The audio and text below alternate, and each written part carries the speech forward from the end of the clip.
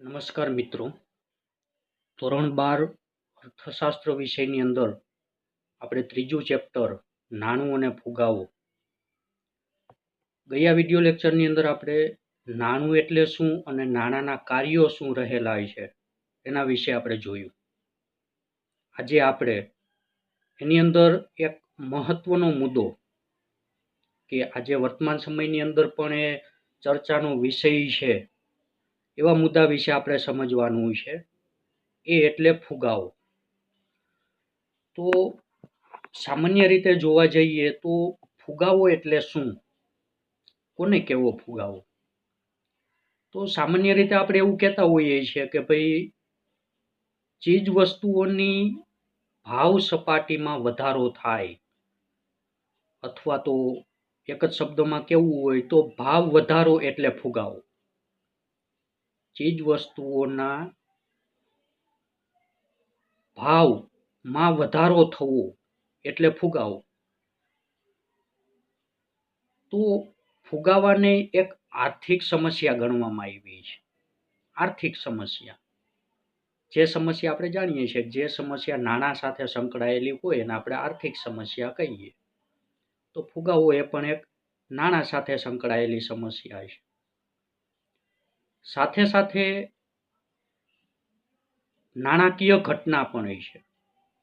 નાણાકીય ઘટના એટલે કે નાણાંને લીધે ઉદ્ભવે છે, એટલા માટે ફુગાવો એક નાણાકીય ઘટના પણ છે.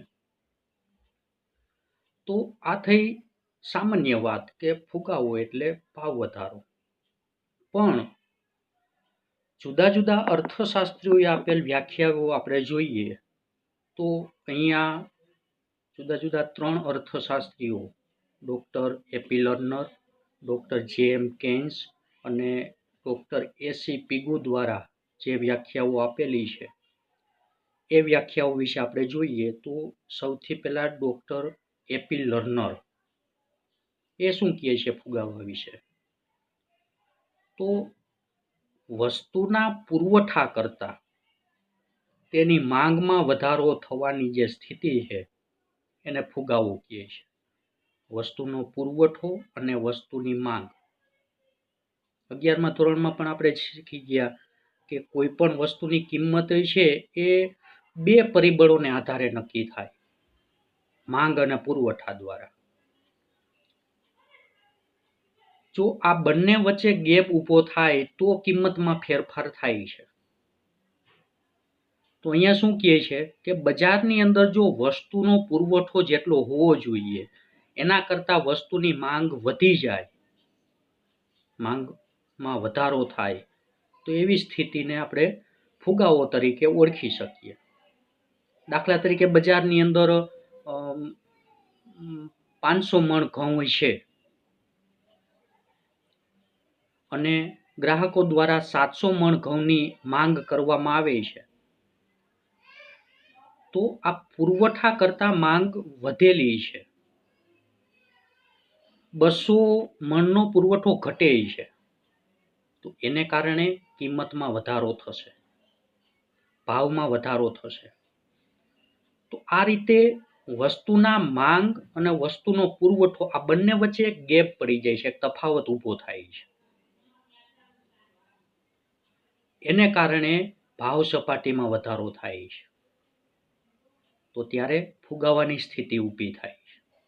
એકદમ સરળ વ્યાખ્યા આપેલી છે, પુરવઠા કરતાં માંગમાં વધારો થવાની સ્થિતિ. ત્યાર પછી બીજી વ્યાખ્યા આપે છે ડૉક્ટર જેમ કેન્સ.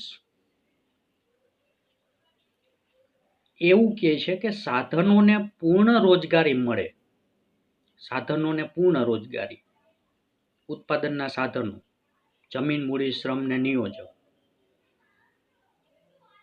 એ બધાને પૂર્ણ રોજગારી મળે પછી પણ જો નાણાકીય આવક વધતી હોય તો એવી સ્થિતિને ફુગાવા તરીકે ઓળખી શકાય. કે ઉત્પાદનના 4 સાધનો છે, જમીન, મૂડી, શ્રમ ને નિયોજક, એમને જે વળતર મળે છે ભાડું, વેતન, વ્યાજ, નફા સ્વરૂપે, એ જે મળવું જોઈએ એના કરતાં પણ જો નાણાકીય આવક એની વધી જાય અને જે સ્થિતિ ઊભી થાય એને ફુગાવા તરીકે ઓળખી શકાય. ત્રીજી વ્યાખ્યા આપે છે ડોક્ટર એસી પીગુ. એવું કહે છે કે વાસ્તવિક આવક કરતા નાણાકીય આવક ઝડપથી વધે તો તેને ફુગાવો કહે છે. વાસ્તવિક આવક અને નાણાકીય આવક. વાસ્તવિક આવક એટલે જેટલી મળવી જોઈએ તેટલી આવક, અથવા તો બજાર ભાવે મળવી જોઈતી આવક. અને નાણાકીય આવક એટલે વાસ્તવમાં જે આવક મળે છે તે. આ બંને વચ્ચે ગેપ ઉભો થાય ત્યારે ફુગાવાની સ્થિતિ ઊભી થાય છે. વાસ્તવિક આવક કરતા નાણાકીય આવક ઝડપથી વધે. વાસ્તવિક આવક એટલે મેં તમને કીધું તેમ સ્થિર ભાવે આવક, બજાર ભાવે આવક. અને નાણાકીય આવક એટલે વર્તમાનમાં જે નાણાકીય આવક મળે છે લોકોને તે. દાખલા તરીકે કોઈ વ્યક્તિને કામ કરવાથી 50,000ની આવક મળે છે તો એ નાણાકીય આવક છે. પણ વાસ્તવમાં બજાર ભાવે અથવા તો સરકારની મોંઘવારી પ્રમાણે એને 45,000 આવક મળવી જોઈએ, એ વાસ્તવિક આવક છે. 45,000 આવક મળવી જોઈએ એની જગ્યાએ મળે છે એને આવક 50,000 રૂપિયા. તો આ વાસ્તવિક આવક કરતા નાણાકીય આવક વધુ છે. તો નાણાકીય આવક વધવાને લીધે ફુગાવો ઊભો થાય છે. કારણ કે નાણાકીય લોકોની આવક વધતા એ વધુ વસ્તુની માંગ કરશે અને વધુ વસ્તુની માંગને કારણે ભાવ સપાટીમાં વધારો થશે. આ રીતે ફુગાવાની સ્થિતિ ઊભી થશે. તો આ ત્રણેય વ્યાખ્યા જોયા પછી એના ઉપરથી આપણે એક તારણ ઉપર આવી શકીએ કે ભાવ સપાટીમાં થતા સતત અને સર્વગ્રાહી વધારો એ ફુગાવો છે. ભાવ સપાટીમાં થતો સતત એક ધારો વધારો થતો હોવો જોઈએ અને સર્વગ્રાહી એટલે કે તમામ ક્ષેત્રોમાં દરેક વસ્તુના ભાવો વધતા હોવા જોઈએ, તો એને આપણે ફુગાવો તરીકે ઓળખી શકીએ. કે જેની અંદર નાણાંની ખરીદ શક્તિ સતત ઘટતી જાય છે. નાણાંની ખરીદ શક્તિ ઘટતી જવી એ આગળ વિસ્તૃત રીતે સમજાવું. પણ અહીંયા ત્રણેય વ્યાખ્યા ઉપરથી આપણે એટલા તારણ ઉપર આવી શકીએ કે કોઈ પણ વસ્તુના ભાવમાં સતત વધારો થવો અને સર્વગ્રાહી વધારો થવો એને આપણે ફુગાવો તરીકે ઓળખી શકીએ. ત્યાર પછી આપણે જોઈએ ફુગાવાના લક્ષણો. એની અંદર પેલું એવું કહે છે કે ભાવ સપાટીમાં સતત વધારો થાય છે. અહીંયા ખાલી સપાટી લખેલું છે પણ આપણે એને ભાવ સપાટી સમજશું. ભાવ સપાટીમાં સતત વધારો થાય છે. આ ફુગાવાનું પેલું લક્ષણ છે. ફુગાવાના લક્ષણો એટલે કેવી રીતે આપણને ખ્યાલ આવશે કે ફુગાવાની સ્થિતિ ઊભી થઈ છે? તો આ 4 લક્ષણો જોવા મળે ત્યારે આપણે કહી શકીએ કે ફુગાવાની સ્થિતિ બજારની અંદર રહેલી છે. તો એની અંદર પેલું લક્ષણ છે ભાવ સપાટીમાં સતત વધારો થાય. જો અહીંયા મહત્વનો શબ્દ છે સતત વધારો. ઘણી વસ્તુ એવી હોય છે કે એના ભાવ અમુક સમય પૂરતા વધતા હોય છે, પછી ફરી પાછા ઘટી જતા હોય છે. તો એ રીતે નહીં, પણ બજારની અંદર રહેલી વસ્તુઓના ભાવમાં સતત વધારો થતો હોવો જોઈએ. આજે એક વસ્તુની કિંમત 5 રૂપિયા છે, થોડા સમય પછી 6 રૂપિયા, 6.5 રૂપિયા, 7 રૂપિયા એમ સતત વધતી જતી હોવી જોઈએ. તો એને આપણે ફુગાવો તરીકે ઓળખી શકીએ. સતત વધારો. બીજું લક્ષણ એ છે અર્થતંત્રના બધા જ ક્ષેત્રોમાં ભાવો વધતા હોવા જોઈએ. બધા જ ક્ષેત્રોમાં. અમુક જ વસ્તુની કિંમતમાં વધારો થતો હોવો જોઈએ તો એને આપણે ફુગાવો ન કહી શકીએ. બધી જ વસ્તુઓ બધા જ ક્ષેત્રોમાં ભાવો વધતા હોવા જોઈએ. ખેતી ક્ષેત્ર, ઉદ્યોગ ક્ષેત્ર, સેવા ક્ષેત્ર, તમામ ક્ષેત્રોની વસ્તુઓના ભાવોમાં વધારો થતો હોવો જોઈએ, તો જ આપણે એને ફુગાવા તરીકે ઓળખી શકીએ. ત્રીજું લક્ષણ એવું કહે છે કે નાણાંનું મૂલ્ય એટલે કે ખરીદ શક્તિ ઘટતી જાય છે. નાણાંનું મૂલ્ય ઘટતું જાય છે, ખરીદ શક્તિ ઘટતી જાય છે.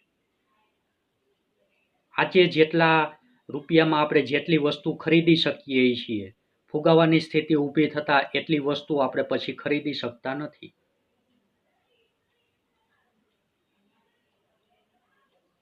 નાણાંની ખરીદ શક્તિ ઘટતી જવી એટલે કે નાણાંથી કોઈ પણ વસ્તુ ખરીદવાની, એટલા નાણાંથી કોઈ પણ વસ્તુ ખરીદવાની શક્તિમાં ઘટાડો થવો.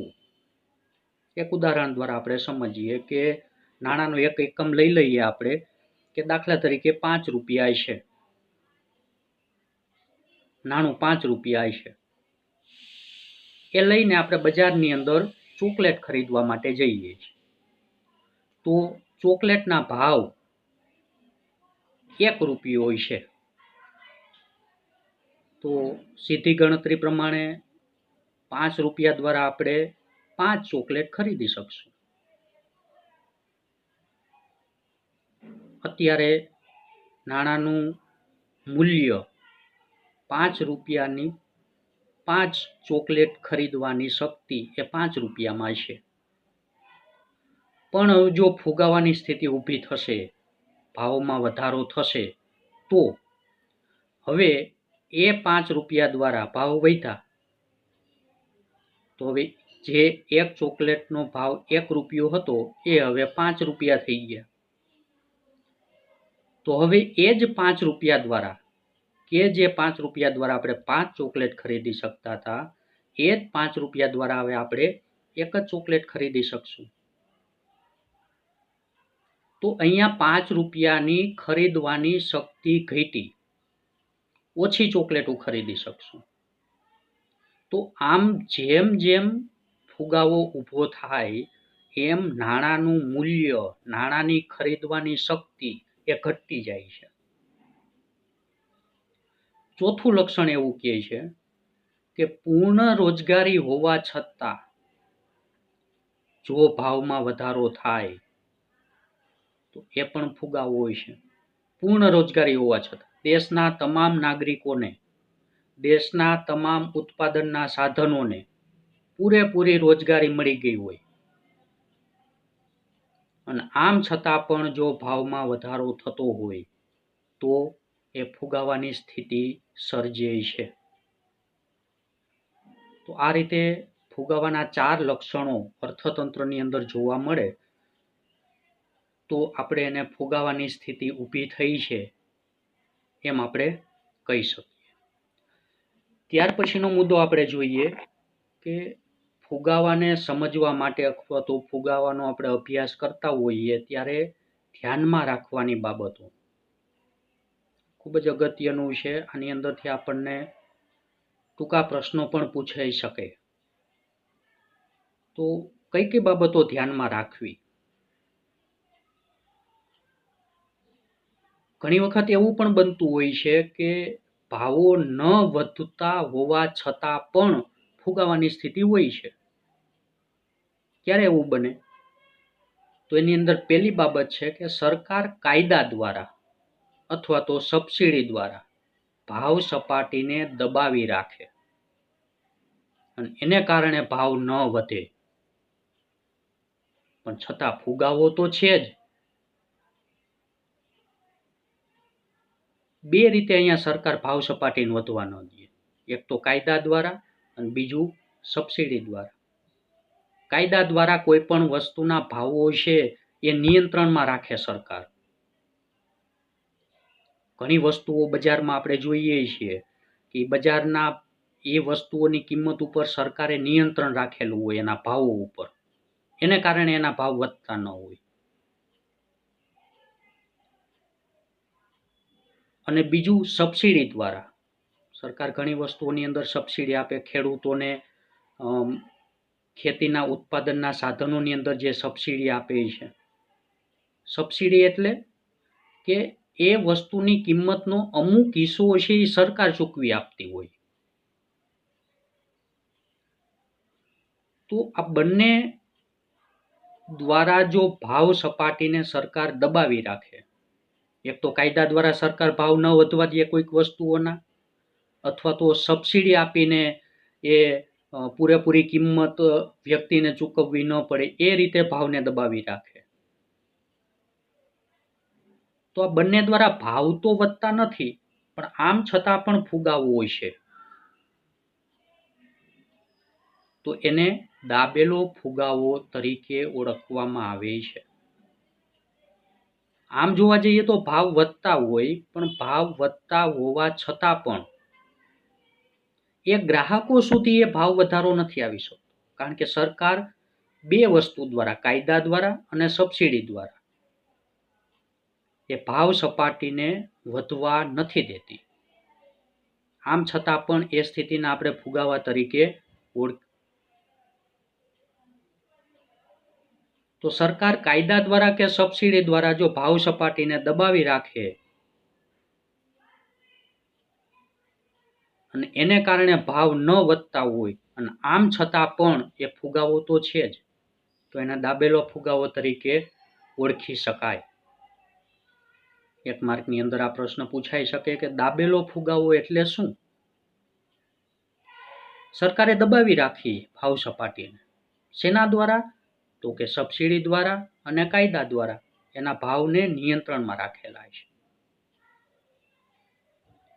બીજી બાબત ધ્યાનમાં રાખવાની છે એ છે કે જો અર્થતંત્રમાં ટૂંકા ગાળા માટે અમુક વસ્તુ કે સેવાઓના ભાવ વધારો લાગુ પડતો હોય તો એ ફુગાવો નથી. ઘણી વસ્તુઓ એવી હોય છે કે એના ટૂંકા સમયગાળા માટે ભાવો વધતા હોય છે, કોઈક પરિસ્થિતિને કારણે ભાવો વધતા હોય છે, ફરી પાછા ટૂંકા સમયગાળા પછી ફરી પાછા હતા એને ભાવ થઈ જતા હોય છે. તો આ ભાવ વધારો એ ટૂંકા સમયગાળા માટે થાય છે, તો એને આપણે ફુગાવા તરીકે ઓળખી શકીએ નહીં. દાખલા તરીકે અમુક સમય પહેલા ઉત્તરાખંડ રાજ્યની અંદર આભ ફાટી નીકળ્યું, ત્યારે હોનારત જેવી પરિસ્થિતિ ત્યાં ઊભી થઈ હતી. ઘણા લોકો હેરાન થયા હતા. ગુજરાતના પણ ઘણા લોકો છે એમાં ફસાયેલા હતા. તો એ સમયગાળા દરમિયાન ત્યાંના વેપારીઓએ બિસ્કિટના કે પાણીના કે અન્ય ખાદ્ય સામગ્રીઓના ભાવોની અંદર ખૂબ જ વધારો કરી દીધો હતો એ તકનો લાભ લેવા માટે. અને ત્યાંના લોકોને, એ વેપારીઓ કે એ દુકાન કે એ વસ્તુઓ સિવાય બીજી વસ્તુઓનો કોઈ સ્ત્રોત પણ ન હતો, તો ફરજિયાત પ્રમાણે એ વસ્તુઓ એની પાસેથી જ ખરીદવી પડતી હતી. એકાદ મહિના પછી રાહતના કામો શરૂ થયા, ફરી પાછી હતી એવી ને એવી પરિસ્થિતિ ત્યાં ઊભી થઈ ગઈ, બધી જ વસ્તુઓ સરળતાથી મળવા લાગી, તો આપોઆપ એ વસ્તુના ભાવો જે હતા તેને તે થઈ ગયા. તો આવી પરિસ્થિતિને કારણે કે અમુક અફવાઓને કારણે કે અમુક કુદરતી આપત્તિઓને કારણે ટૂંકા સમયગાળા માટે ભાવ વધી જતા હોય. આ ઉપરાંત આપણે જોઈએ છીએ શાકભાજીઓની અંદર અમુક સમયગાળા માટે એના ભાવો ખૂબ જ વધી જાય છે, ફરી પાછું ઉત્પાદન થાય, બજારમાં છત ઊભી થાય એ વસ્તુઓની, એ શાકભાજીની, તો હતા એને એ જ ભાવ ફરી પાછા થઈ જાય છે.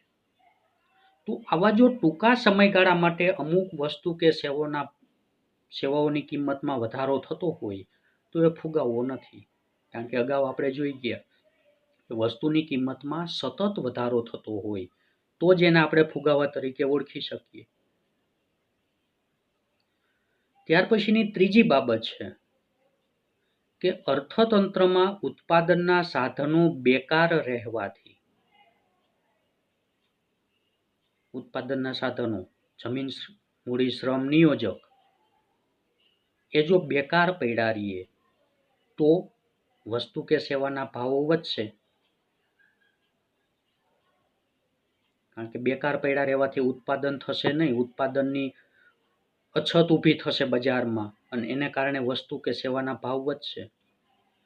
પણ જ્યારે એ ઉત્પાદનના સાધનો ફરી પાછા કામે લાગશે તો વધુ વસ્તુનું ઉત્પાદન થવા લાગશે, વસ્તુનો પુરવઠો બજારની અંદર વધશે અને પુરવઠો વધતા વસ્તુઓના ભાવો ઘટશે. તો ઉત્પાદનના સાધનો જો બેકાર પડ્યા રહીએ તો વસ્તુ કે સેવાઓના ભાવ વધે છે, પણ જ્યારે એ જ સાધનો છે ફરી પાછા કામે લાગે છે ત્યારે વસ્તુઓના ભાવો ઘટી જાય છે. તો ફુગાવાને સમજવા માટે આ 3 બાબતો ધ્યાનમાં રાખવાની છે. તો આ 3 બાબતો ઉપરથી આપણે એટલું કહી શકીએ કે પૂર્ણ રોજગારીની સ્થિતિ પછી પણ પૂર્ણ રોજગારીની સ્થિતિ એટલે અગાઉ કીધું તેમ દેશના દરેક નાગરિકોને અને ઉત્પાદનના 4 સાધનોને કામ મળી રહે, પૂર્ણ રોજગારી એટલે કે બધાને પૂરી રીતે રોજગારી મળી રહે અને છતાં પણ અર્થતંત્રના બધા જ ક્ષેત્રોમાં જો ભાવ સતત વધ્યા કરતા હોય તો એ ફુગાવો છે. અને આ રીતે આવો ફુગાવો છે એ દેશના આર્થિક વિકાસને અવરોધે છે, દેશના આર્થિક વિકાસને પાછો પાડી દે છે. તો આમ ફુગાવો છે એ આર્થિક સમસ્યા, નાણાકીય ઘટના અને આર્થિક વિકાસને અવરોધતું પરિબળ છે. તો અહીંયા આપણે ફુગાવો, ફુગાવાના લક્ષણ અને ફુગાવાને સમજતી વખતે અથવા તો ફુગાવાનો અભ્યાસ કરતી વખતે કઈ કઈ બાબતો ધ્યાનમાં રાખવી એ આપણે જોયું. હવે આગળ જે આપણે સમજવાનું છે એ છે ફુગાવાના કારણો, જે આપણે પછીના વિડિયો લેક્ચરની અંદર સમજશું.